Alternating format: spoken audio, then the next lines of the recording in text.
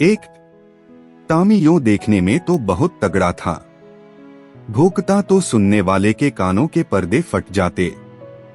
डिलडॉल भी ऐसा कि अंधेरी रात में उस पर गधे का भ्रम हो जाता। लेकिन उसकी श्वानोचित वीरता किसी संग्रामक क्षेत्र में प्रमाणित न होती थी। दो चार दफे जब बाजार के लेडियों ने उसे चुनौती दी तो वह उनका गर्वमर्दन करने के लिए मैदान में आया, और देखने वालों का कहना है कि जब तक लड़ा जीवट से लड़ा, नखों और दांतों से ज्यादा चोटें उसकी दुमने की। निश्चित रूप से नहीं कहा जा सकता कि मैदान किसके हाथ रहा, किंतु जब उस दल को कुमक मंगानी पड़ी तो रणशास्त्रा के नियमों के अनुसार विजय का श्रेय टामी ही को देना उचित न्यायानुकूल जान पड़ता है। टामी ने उस अवसर पर कौशल से काम लिया और दांत निकाल दिए जो संधि की याचना थी, किंतु तब से उसने ऐसे सन्निधिविहीन प्रतिद्वंद्वियों के मुंह लगना उचित न समझा। इतना शांतिप्रिय होने पर भी टामी के शत्रुओं की संख्या दिनों दिन बढ़ती जाती थी। उसके बराबर वाले उससे इसलिए जलते कि वह इतना मोटा ताजा होकर इतना भीरू क्यों है। बाजारी दल इसलिए जलता कि टामी के मारे घूरों पर की हड्डियां भी न बचने पाती थीं।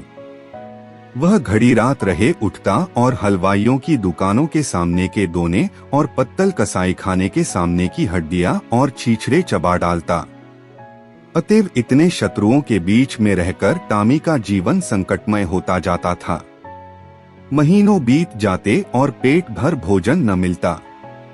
दो तीन बार उसे मनमाने भोजन करने की ऐसी प्रबल उत्कंठा हुई कि उसने संदिग्ध साधनों द्वारा उसको पूरा करने की चेष्टा की, पर जब परिणाम आशा के प्रतिकूल हुआ और स्वादिष्ट पदार्थों के बदले अरुचिकर दुर्ग्राह्य वस्तुएं भरपेट खाने को मिली, जिससे पेट के बदले कई दिन तक पीठ में विषम वेदना होती रही, तो उसने विवश होकर फिर सन्मार्ग का आश्रय लिया। पर डंडों से पेट चाहे भर गया हो, वह उत्कंठा शांत न हुई। वह किसी ऐसी जगह जाना चाहता था जहां खूब शिकार मिले, खरगोश, हिरन, भेड़ों के बच्चे मैदानों में विचर रहे हों और उनका कोई मालिक न हो, जहां किसी प्रतिद्वंद्वी की गंध तक न हो, आराम करने को सघन वृक्षों की छाया हो, पीने को नदी का पवित्र जल। वहां मनमाना शिकार करूं, खाऊं और मीठी नींद सो। वहां चारों ओर मेरी धाक बैठ जाए, सब पर ऐसा रोब छा जाए कि मुझी को अपना राजा समझने लगे, और धीरे धीरे मेरा ऐसा सिक्का बैठ जाए कि किसी द्वेषी को वहां पैर रखने का साहस ही न हो। संयोगवश एक दिन वह इन्हीं कल्पनाओं के सुख स्वप्न देखता हुआ सिर झुकाए सड़क छोड़कर गलियों से चला जा रहा था कि सहसा एक सज्जन से उसकी मुठभेड़ हो गई। टामी ने चाहा कि बचकर निकल जाऊं, पर वह दुष्ट इतना शांतिप्रिय न था। उसने तुरंत झपटकर टामी का टेटुआ पकड़ लिया। टामी ने बहुत अनुनय विनय की गिड़गिड़ाकर कहा, ईश्वर के लिए मुझे यहाँ से चले जाने दो, कसम ले लो जो इधर पैर रखूं। मेरी शामत आई थी कि तुम्हारे अधिकार क्षेत्र में चला आया। पर उस मदांध और निर्दयी प्राणी ने जरा भी रियायत न की। अंत में हार कर टामी ने गर्दब स्वर में फरियाद करनी शुरू की। यह कोलाहल सुनकर मोहल्ले के दो चार नेता लोग एकत्र हो गए, पर उन्होंने भी दीन पर दया करने के बदले उल्टे उसी पर दंत प्रहार करना शुरू किया। इस अन्यायपूर्ण व्यवहार ने टामी का दिल तोड़ दिया। वह जान छुड़ाकर भागा। उन अत्याचारी पशुओं ने बहुत दूर तक उसका पीछा किया, यहाँ तक कि मार्ग में एक नदी पड़ गई और टामी ने उसमें कूदकर अपनी जान बचाई। कहते हैं एक दिन सबके दिन फिरते हैं। टामी के दिन भी नदी में कूदते ही फिर गए। कूदा था जान बचाने के लिए, हाथ लग गए मोती। तैरता हुआ उस पार पहुंचा तो वहां उसकी चिरसंचित अभिलाषाएं मूर्तिमती हो रही थीं। 2 यह एक विस्तृत मैदान था। जहां तक निगाह जाती थी हरियाली की छटा दिखाई देती थी। कहीं नालों का मधुर कलरव था, कहीं झरनों का मंद गान, कहीं वृक्षों के सुखद पुंज थे, कहीं रेत के सपाट मैदान। बड़ा सुरमय मनोहर दृश्य था। यहाँ बड़े तेज नखों वाले पशु थे जिनकी सूरत देखकर टामी का कलेजा दहल उठता था, पर उन्होंने टामी की कुछ परवाह न की। वे आपस में नित्य लड़ा करते थे, नित्य खून की नदी बहा करती थी। टामी ने देखा यहाँ इन भयंकर जंतुओं से पेश न पा सकूंगा। उसने कौशल से काम लेना शुरू किया। जब दो लड़ने वाले पशुओं में एक घायल और मुर्दा होकर गिर पड़ता तो टामी लपककर मांस का कोई टुकड़ा ले भागता और एकांत में बैठकर खाता। विजयी पशु विजय के उन्माद में उसे तुच्छ समझकर कुछ न बोलता। अब क्या था, टामी के पौबारा हो गए। सदा दिवाली रहने लगी। न गुड़ की कमी थी न गेहूं की। नित्य नए पदार्थ उड़ाता और वृक्षों के नीचे आनंद से सोता। उसने ऐसे सुख स्वर्ग की कल्पना भी न की थी। वह मरकर नहीं जीते जी स्वर्ग पा गया। थोड़े ही दिनों में पौष्टिक पदार्थों के सेवन से टामी की चेष्टा ही कुछ और हो गई। उसका शरीर तेजस्वी और सुगठित हो गया। अब वह छोटे मोटे जीवों पर स्वयं हाथ साफ करने लगा। जंगल के जंतु अब चौंके और उसे वहां से भगा देने का यत्न करने लगे। टामी ने एक नई चाल चली। वह कभी किसी पशु से कहता, तुम्हारा फला शत्रु तुम्हें मार डालने की तैयारी कर रहा है, किसी से कहता फला तुमको गाली देता था। जंगल के जंतु उसके चकमे में आकर आपस में लड़ जाते और टामी की चांदी हो जाती। अंत में यहाँ तक नौबत पहुंची कि बड़े बड़े जंतुओं का नाश हो गया। छोटे मोटे पशुओं का उससे मुकाबला करने का साहस न होता था। उसकी उन्नति और शक्ति देखकर उन्हें ऐसा प्रतीत होने लगा मानो यह विचित्र जीव आकाश से हमारे ऊपर शासन करने के लिए भेजा गया है।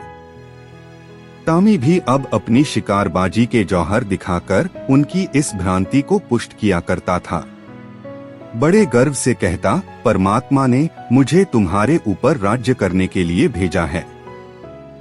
यह ईश्वर की इच्छा है। तुम आराम से अपने घर में पड़े रहो। मैं तुमसे कुछ न बोलूंगा, केवल तुम्हारी सेवा करने के पुरस्कार स्वरूप तुम में से एकाध का शिकार कर लिया करूंगा। आखिर मेरे भी तो पेट है, बिना आहार के कैसे जीवित रहूंगा और कैसे तुम्हारी रक्षा करूंगा। वह अब बड़ी शान से जंगल में चारों ओर गौरवान्वित दृष्टि से ताकता हुआ विचरा करता। टामी को अब कोई चिंता थी तो यह कि इस देश में मेरा कोई मुद्दई न उठ खड़ा हो। वह सजग और सशस्त्र रहने लगा। ज्यों-ज्यों दिन गुजरते थे और सुख भोग का चस्का बढ़ता जाता था, त्यों-त्यों उसकी चिंता भी बढ़ती जाती थी। बस अब बहुधा रात को चौंक पड़ता और किसी अज्ञात शत्रु के पीछे दौड़ता।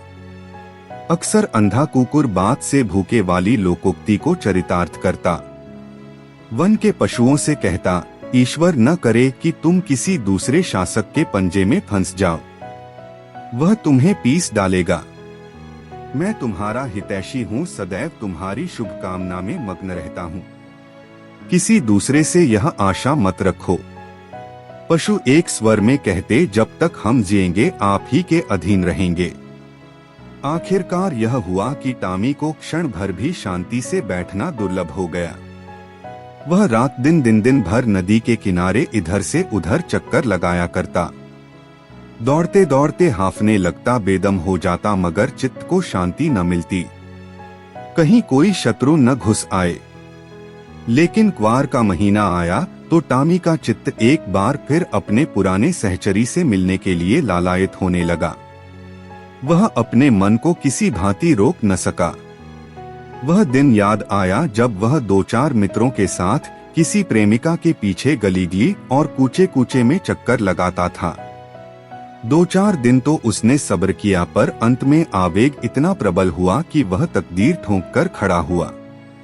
उसे अब अपने तेज और बल पर अभिमान भी था। दो चार को तो वही मजा चखा सकता था, किंतु नदी के इस पार आते ही उसका आत्मविश्वास प्रातःकाल के तम के समान फटने लगा। उसकी चाल मंद पड़ गई, आप ही आप सिर झुक गया, दुम सिकुड़ गई। मगर एक प्रेमिका को आते देखकर वह विह्वल हो उठा, उसके पीछे हो लिया। प्रेमिका को उसकी वह कुचेष्टा अप्रिय लगी। उसने तीव्र स्वर से उसकी अवहेलना की। उसकी आवाज सुनते ही उसके कई प्रेमी आ पहुँचे और टामी को वहां देखते ही जामे से बाहर हो गए। टामी सिटपिटा गया। अभी निश्चय न कर सका था कि क्या करूं कि चारों ओर से उस पर दांतों और नखों की वर्षा होने लगी। भागते भी न बन पड़ा। देह लहूलुहान हो गई। भागा भी तो शैतानों का एक दल पीछे था। उस दिन से उसके दिल में शंका सी समा गई। हर घड़ी यह भय लगा रहता कि आक्रमणकारियों का दल मेरे सुख और शांति में बाधा डालने के लिए, मेरे स्वर्ग को विध्वंस करने के लिए आ रहा है। यह शंका पहले भी कम न थी, अब और भी बढ़ गई।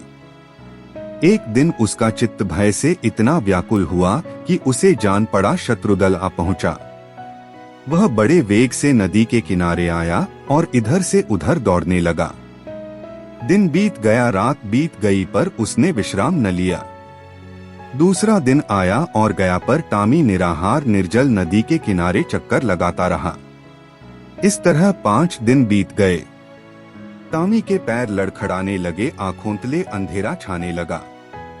क्षुधा से व्याकुल होकर गिर पड़ता, पर वह शंका किसी भांति शांत न हुई।